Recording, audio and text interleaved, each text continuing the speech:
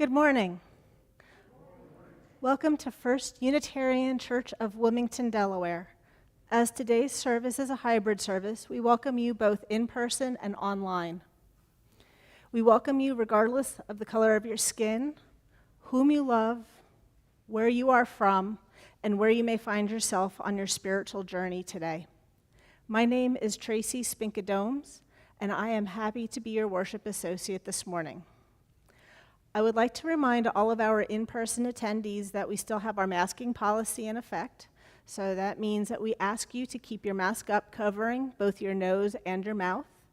During the service, you may hum, speak, sing quietly from behind your mask, and after the service, we ask that you join us for some fellowship for our social hour, which will be in Paris Hall, but we will not be having food or drink. As we are embarking upon a new month, our Soul Matters worship theme is creating blessings this month of June. The worship associates have been asked to reflect on this month's theme, and we were given a list of suggested questions that we could ponder. I selected and slightly modified one of them, and it was regarding a summer of our life which provided us a blessing, and how we could recreate or re-experience it again this summer. So growing up, I was very lucky to know and be very close to my maternal grandparents. Every summer, starting in junior high and continuing throughout all of senior high school, we would embark on a summer trip, and I would travel with them. It was always by car, and it was to some place that they had experienced in their past that they wanted to share with me. Our road trips could last anywhere from a week to more than a month, and we went through nearly every state in the United States, as well as almost all of the provinces in eastern Canada.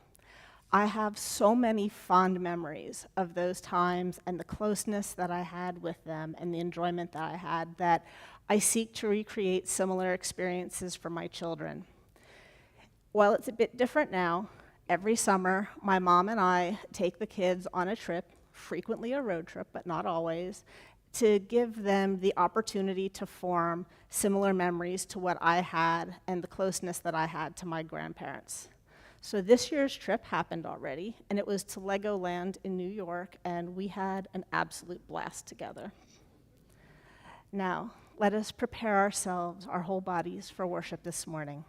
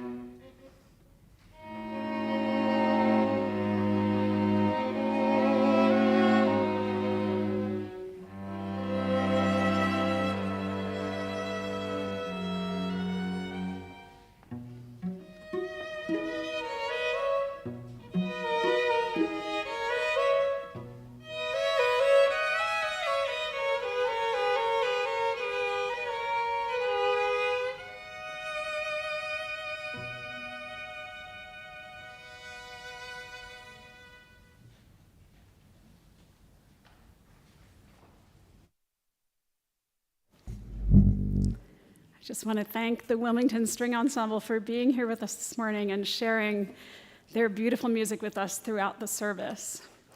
So our call to worship is titled Wind, Water, Sun. Wind that whispers through the willow trees, sun that sustains us, water that washes over willing earth and weathered stones, a smile shared and savored, a child's squeal of delight as she dances in the daisies and daffodils. The quiet joy of gathered community. This is the spirit of life and love that we call forth now into this gathering. May this spirit infuse our hearts, fill our souls, and carry us forward like a wave on the ocean. As we enter now into this sacred time and space, come, let us worship together.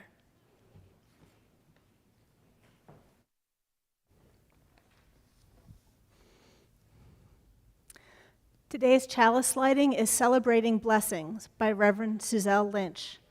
As we light our chalice in the sanctuary, I invite our online attendees to join us by lighting one at home. The flame we kindle in the chalice of faith holds blessings of warmth and light and life-giving energy. It shines forth a beacon to guide us all home. It lights up our longings to connect and to share. It possesses the power to shape a world where equity and compassion reign supreme. May this warmth and light and life-giving energy celebrate the blessings we have claimed and help us extend them in hands and hearts that offer these blessings to all.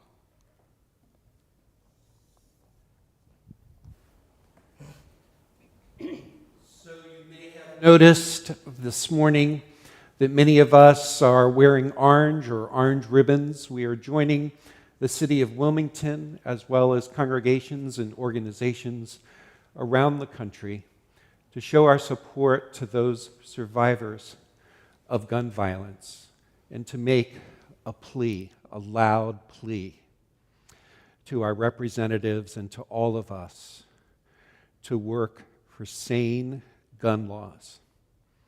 You may join in a letter-writing effort in the parish hall after the service or take some of the instructions with you. So I light this flame. Oops.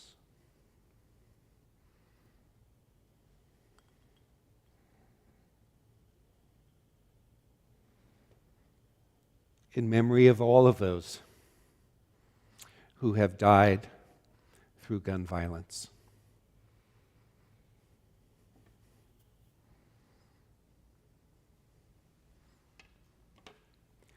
Now we join in singing our first hymn, Mother Spirit, Father Spirit. You may rise as you're willing or able and join in this song.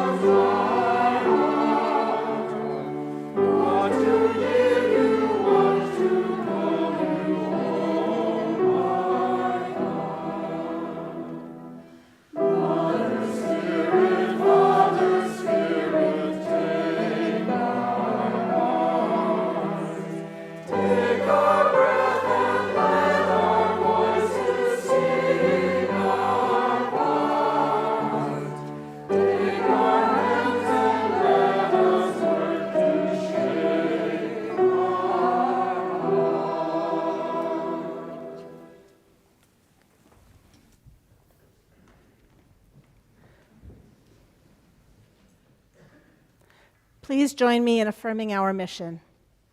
First, Unitarian Church of Wilmington is a beloved community that nourishes minds and spirits, fights injustice, and transforms the world through loving action.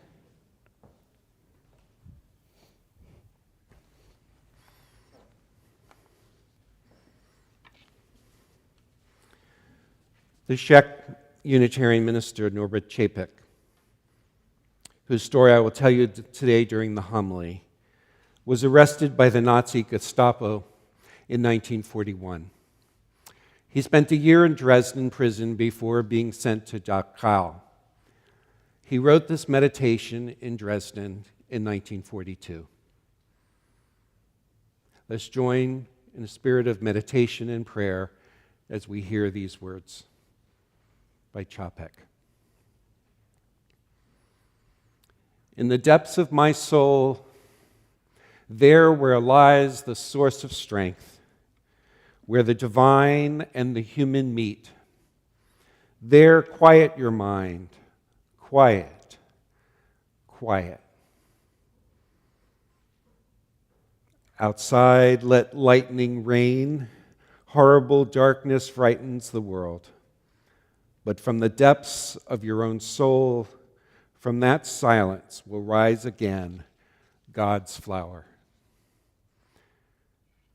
Return to yourself. Rest in yourself.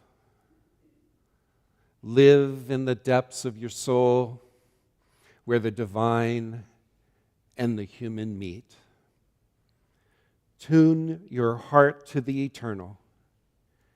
And in the depths of your own soul, your panting quiets down where the divine and the human meet.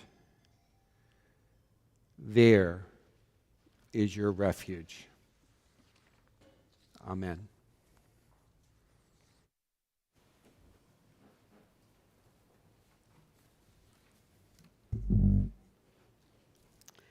So good morning.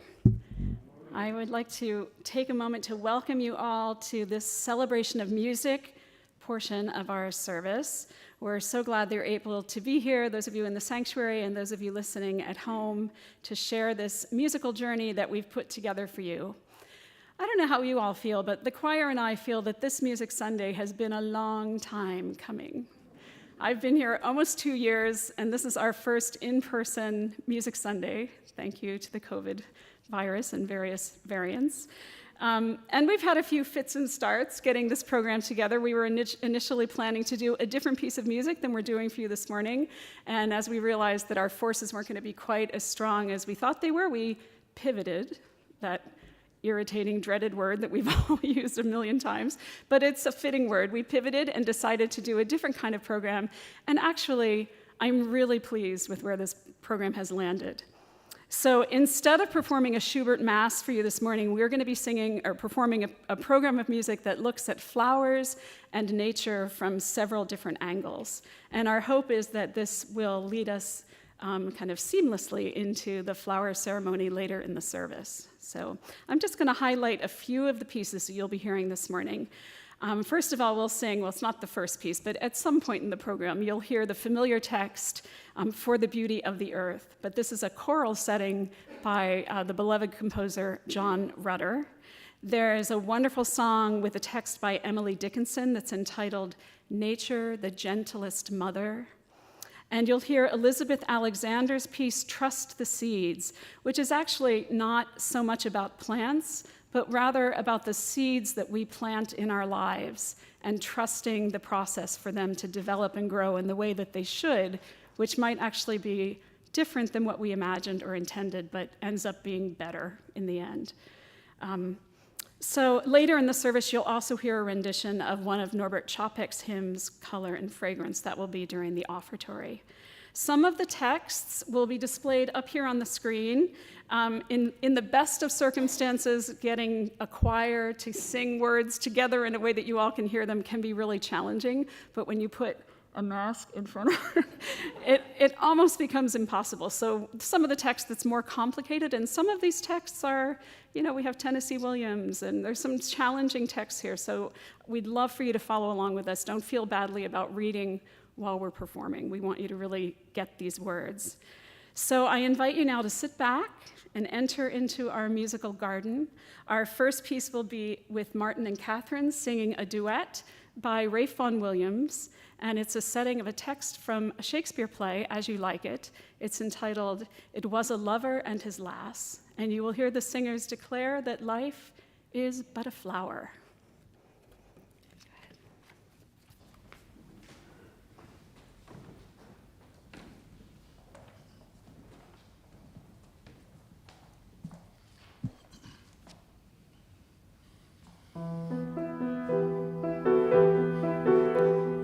It was a lover and his lass with a hay and a hay on the glad on the green confided us in springtime, the only pretty ringtime, when birds do sing, a-ding-a-ding-a-ding, sweet lovers love the spring.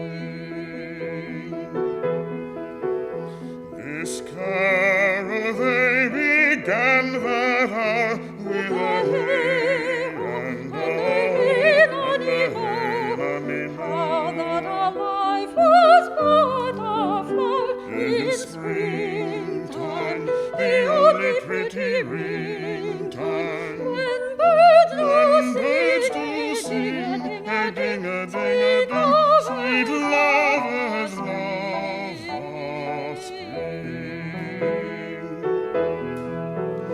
And therefore take the present time with a hey and a ho and a hey and a ho, for love is granted with the prime in springtime, the only pretty ringtime, when birds do sing, a-ding-a-ding-a-ding, a-ding-a-ding, a-ding-a-ding-a-ding, a-ding-a-hey-ding-a-ding, sweet lovers love the spring.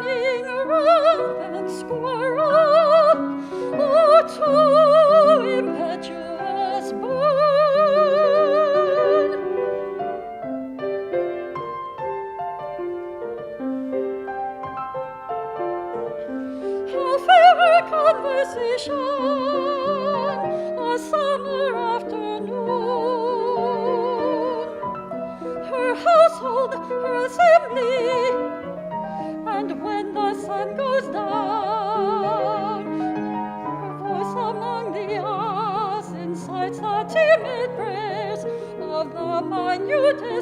think it the most unworthy flower.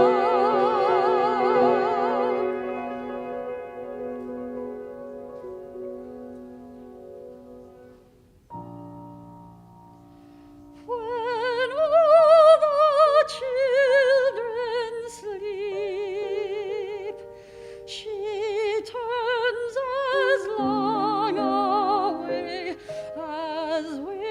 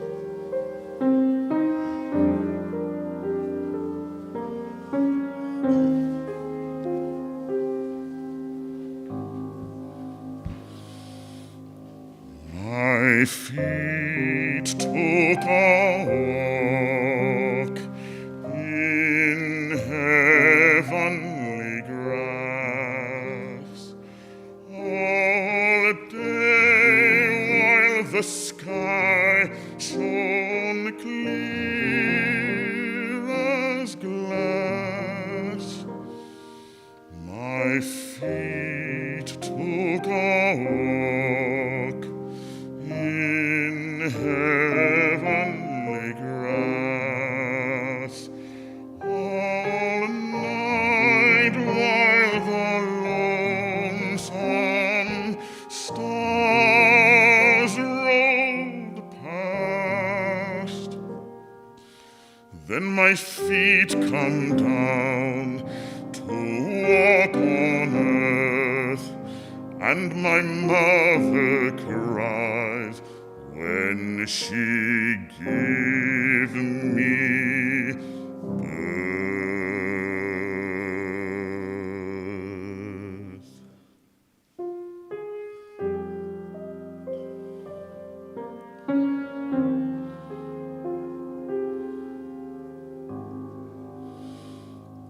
Now my feet walk far, and my feet walk fast, but they still got an itch for heavenly grass, but they still got an itch for heavenly grass.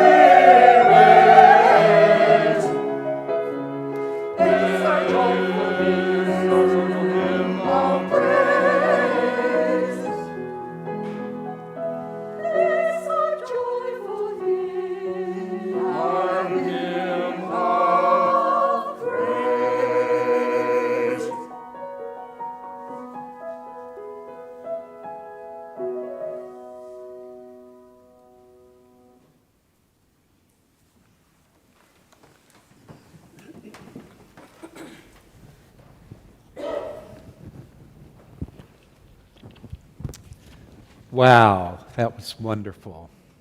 Music is just fabulous.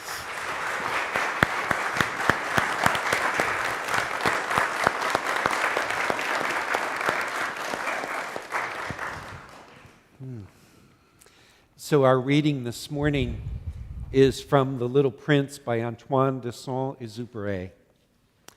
And then the fox added, Go and look again at the roses. You will understand now that yours is unique in all the world. Then come back to say goodbye to me, and I will make you a present of a secret. The little prince went away to look again at the roses. You are not at all like my rose, and yet you are nothing. No one has tamed you, and you have tamed no one. You are like my fox when I first knew him. He was only a fox like 100,000 other foxes, but I have made him my friend, and now he is unique in all the world. And the roses were very much embarrassed. And the little prince continued, You are beautiful, but you are empty. One could not die for you. To be sure, an ordinary passerby would think that my rose looked just like you, the rose that belongs to me. But in herself alone, she is more important than all the hundreds of you other roses, because it is she that I have watered, because it is she that I have put under the glass globe, because it is she that I have sheltered behind the screen, because it is she that I have listened to when she grumbled or boasted, or even sometimes when she said nothing, because she is my rose. and the little prince went back to meet the fox.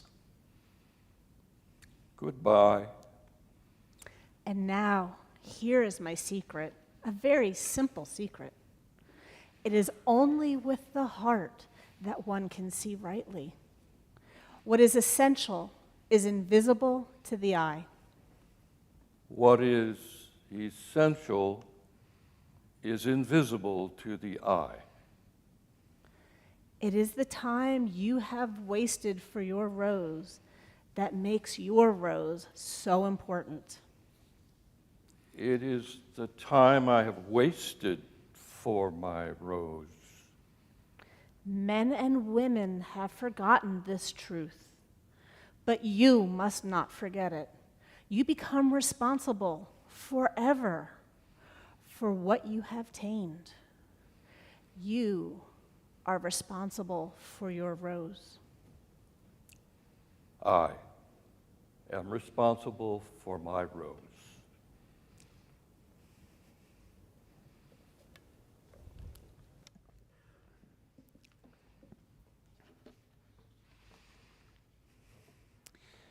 It is not by happenstance or coincidence that on this Sunday in which we are celebrating music, we're also celebrating our annual flower communion, our flower ceremony, a ritual observed by Unitarians and Universalists around the world.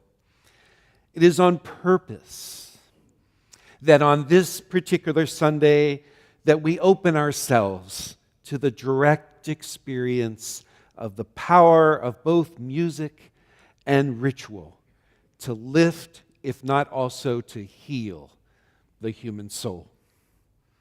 I believe that it is a daring act of soul resistance to awaken once more to life's beauty and wonder through music and ritual, when so much around us threatens to numb our senses or tune down our sensibilities or close us down during what some have called an age of overwhelm. Do you identify with that description of the time that we're in? Easy to conclude that. We're living in a time, whether we dare to admit it or not, in which our collective soul, as well as our individual souls, need healing.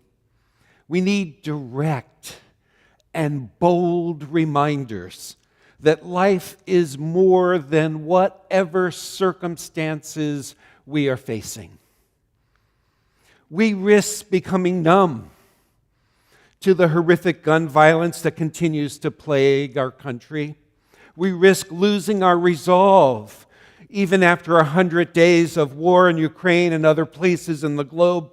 Atrocities and terror continue, and we know that the trauma will be experienced for generations to come. We've become so accustomed to this pandemic that we've lost count of how many have actually died. And there's a part of us that knows that the real tally is more than we dare to fathom. Let's face it, we are each impacted in differing ways by current attempts to protect the rights of some and deny the rights and dignity of others because of their gender expression, their race or ethnicity, their sexual orientation, or even their zip code. Our collective soul needs healing. We need reminders from music and from simple ritual of the beauty and of the wonder that otherwise we risk forgetting. Otherwise, we risk forgetting that we are meant for so much more.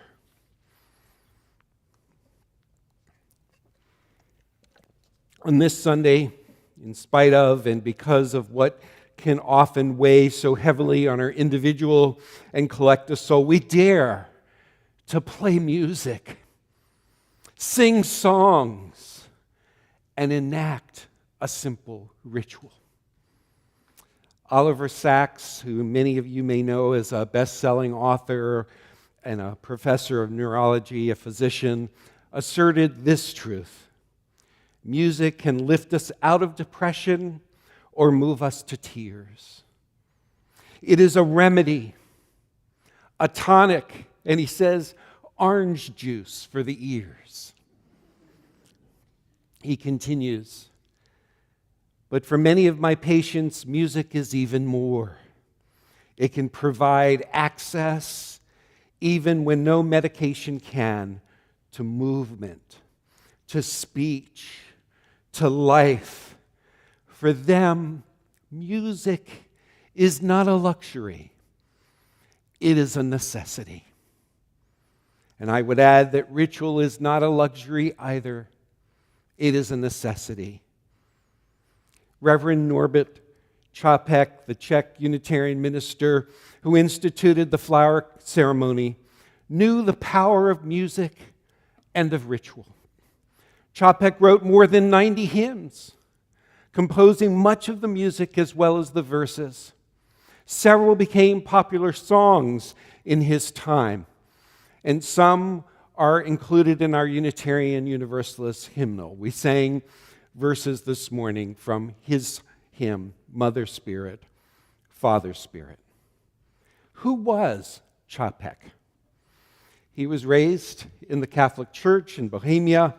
He became disillusioned, and so he resigned from this church at age 18, and he became a Baptist, seeking in the Protestant tradition some freedom that he did not know up till then. And as a Baptist evangelist, he founded churches from Ukraine to Budapest. And actually, from 1914 to 1919, he served Baptist churches in New York and New Jersey. And then in 1919, he left the ministry and the Baptist church. You knew it was headed in that direction, didn't you? In 1921, he joined with his wife and his children the Unitarian Church of Orange, New Jersey. In 1921, he returned to a newly independent Czechoslovakia and founded the Unitarian Church in Prague. By 1941, the church had 3,200 members. His legacy continues to this day, and I had the joy about 5 years ago to provide a several-day training for groups of clergy and lay Unitarians from around the Czech Republic. This truth came to Norbert Čapek, a young Unitarian minister, when one day in the 1920s, on a walk through a field of flowers in Prague, he was filled with an experience of awe and of wonder as he was surrounded by this field of beauty. From this experience of this field of flowers, he knew that he wanted to develop some kind of ritual that could speak to his Unitarian congregation in Prague.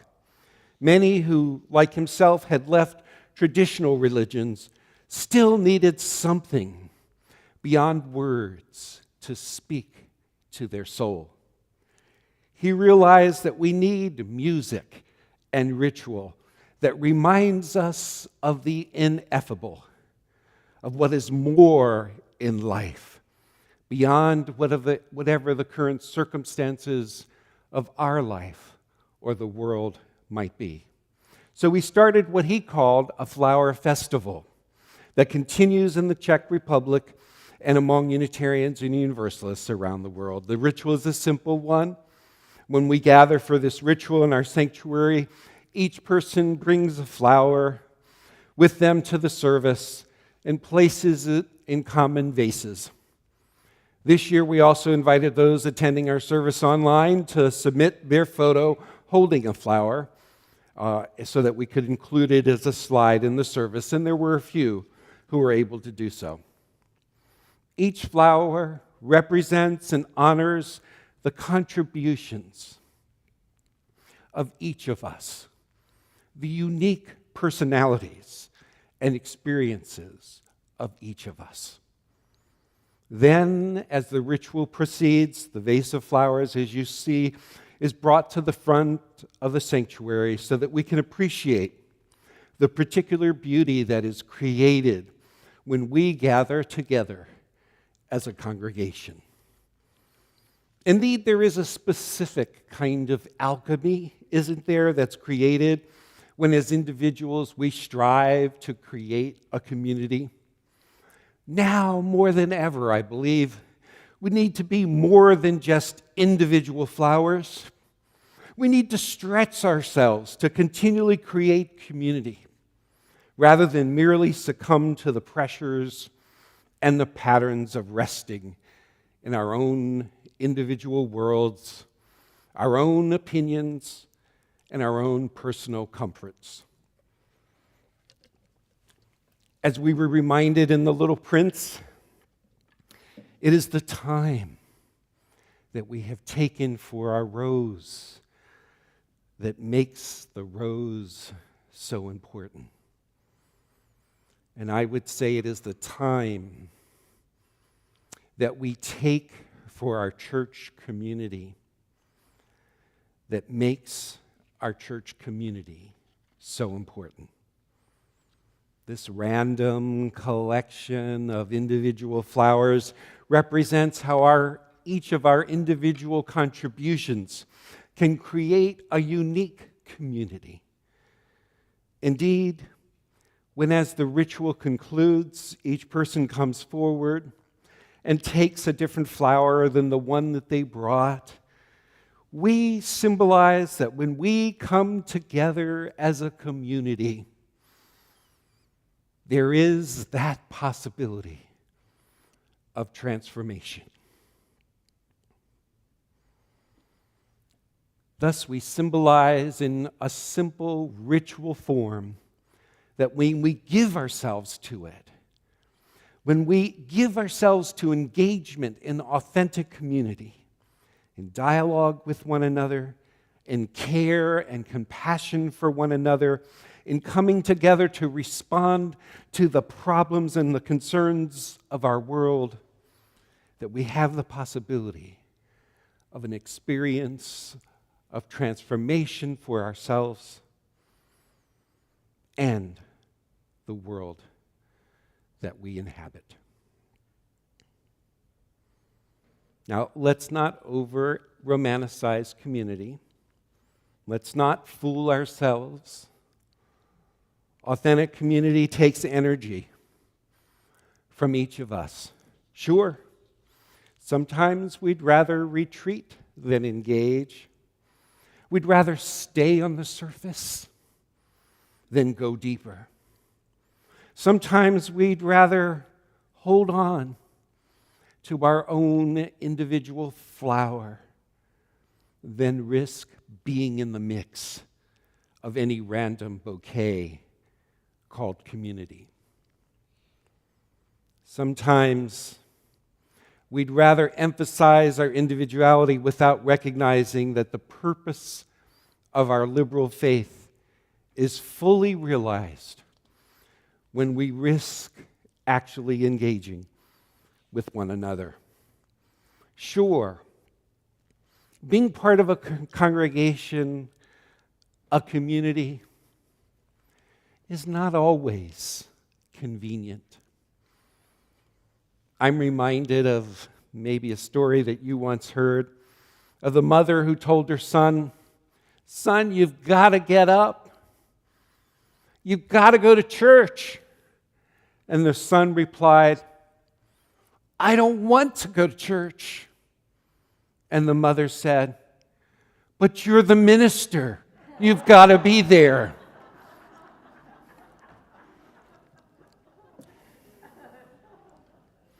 So, in the flower communion, flowers hastily arranged in these vases remind us that there is a kind of randomness when we come together as a community, and that it is our differences, through our differences, that the possibility of grace and transformation can occur. Now, unless you get the wrong idea, Norbert Čapek was more than just a flower child. You see, while Čapek's church grew, so did the ambitions of Adolf Hitler. Europe was in crisis. The Nazi occupation was spreading, and Czechoslovakia had hundreds and thousands of refugees that fled there to be cared for. Unitarians in Prague and in Boston worked together with Quakers to raise funds for safe passage out of Europe and provide material aid to those who could not leave. But yet, from his pulpit, Čapek preached resistance to the coming Nazi occupation. Eventually, as you know, the German army did occupy Prague and slowly crushed the resistance with brutal attacks on people. Most democratic institutions and universities were shut down. State-recognized churches, however, were allowed to remain open, and that Unitarian community in Prague remained strong. They gathered as a congregation even when it felt risky, even when it felt not safe, because they knew there was a power in their coming together, in their collective strength, and in their cultivating a collective soul. Since Čapek's sermons continued to address the political climate, the Gestapo placed him under surveillance. And one day, a gang of secret police broke into his home, arrested him and his daughter, Zora. Čapek spent a year awaiting trial in a Dresden prison, where he wrote the prayer that I read earlier as a meditation. In the end, his daughter, Zora, was sent to Germany for forced labor, and Čapek went to Dachau. He spent the last 14 months of his life there and died of poison gas. I believe Čapek was a martyr for a higher love, for a legacy that can only be continued through our own diligent, deliberate, living testimony, through being communities of resilience and communities of resistance. As congregations, we need to continue to tend the garden of our congregations and to blossom, to thrive, and to work on behalf of a higher love and a broader justice. And so as we now move into our own flower ceremony, as we look at these vases, this random gathering of individual flowers, let us be reminded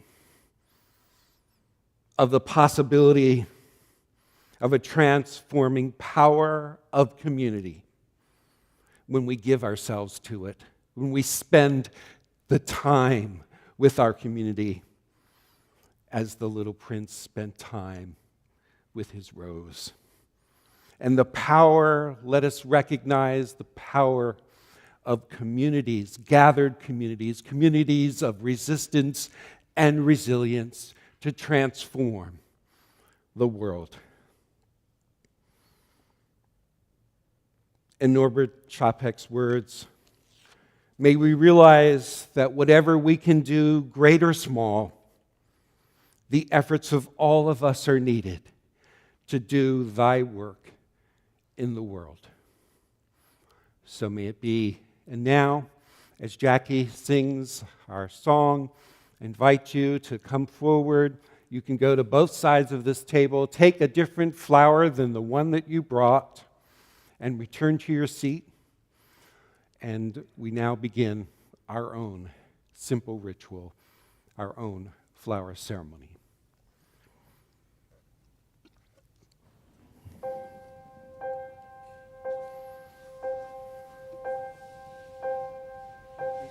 Some say love, it is a river that drowns the tender reed.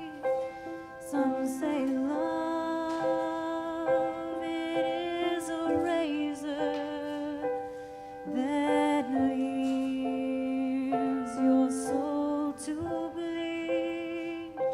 Some say love, it is a hunger, an endless aching need. I say love, it is a flower, and you, its only seed.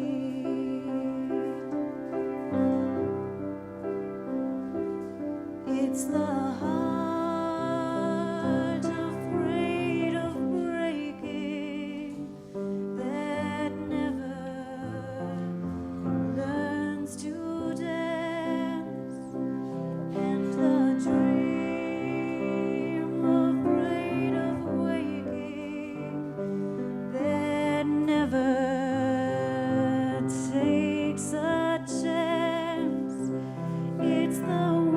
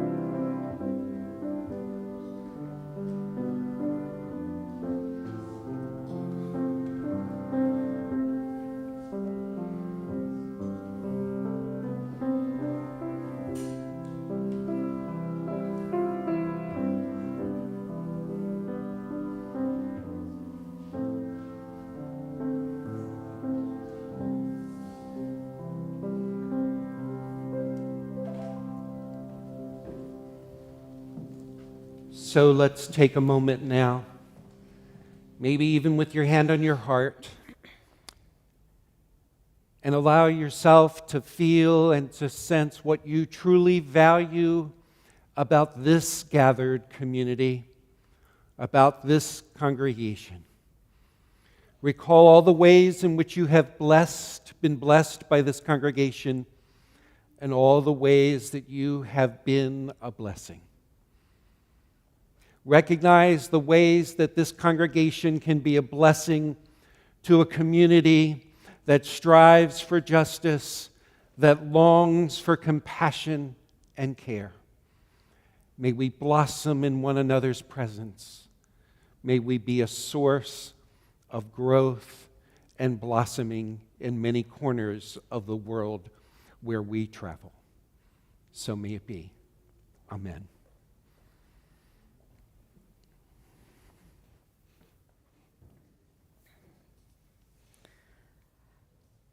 The flower ceremony or flower communion was created in 1923 and has become, in the words of the UUA, words that I think are beautifully written, an annual ritual that celebrates beauty, human uniqueness, diversity, and community.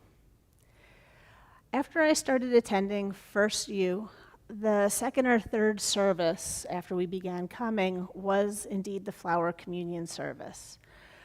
It was a ritual that was entirely foreign to me at that time, but during that particular service, I felt such a sense of unity with this church's community that I had never felt in the church of my youth. This community is important to me, as I believe it is important to many of you, and one of the ways that we can ensure that this church and this community continues to be here for the church community and the wider community around us, and can maintain its programs and its services that it offers, is through our financial support. On a Sunday morning, there are 4 ways that we can provide offering to the church. For those of you who are here in person, you can leave an offering in the sanctuary. Other ways that you can give are to mail a check to the church office, to donate online through our church's donation page linked in our website, or to donate via the mobile faith or the Vanco mobile faith engagement app on your smartphone. At this time, please join me in dedicating our offering to the work of this congregation, which is weaving a tapestry of love and action. We dedicate our lives and these our offerings.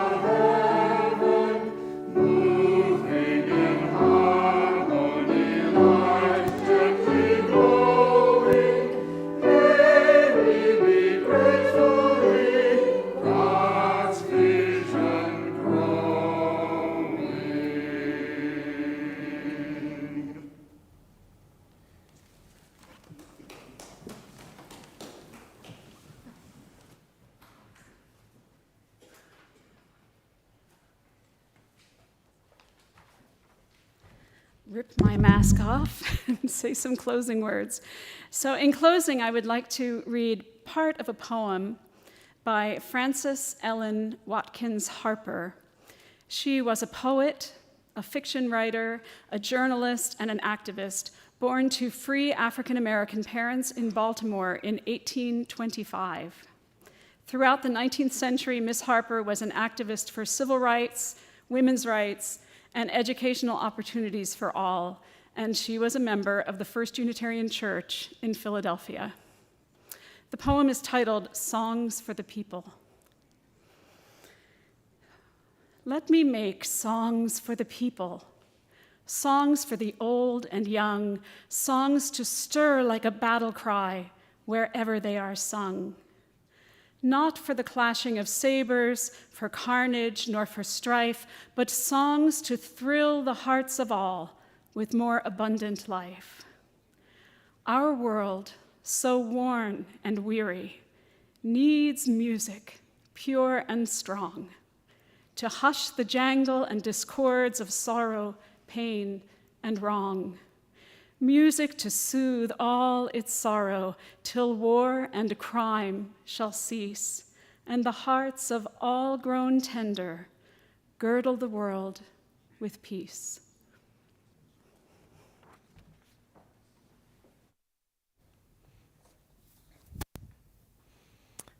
For those who have lit a chalice at home, please extinguish it with us now as I share this blessing from Robin F. Gray. We call for this blessing on all sheltered here, whether in body or spirit. May the flame of our community ignite a love bold enough to share, and in return, may we all be embraced by a love that remains constant in times of sorrow and in days of great gladness.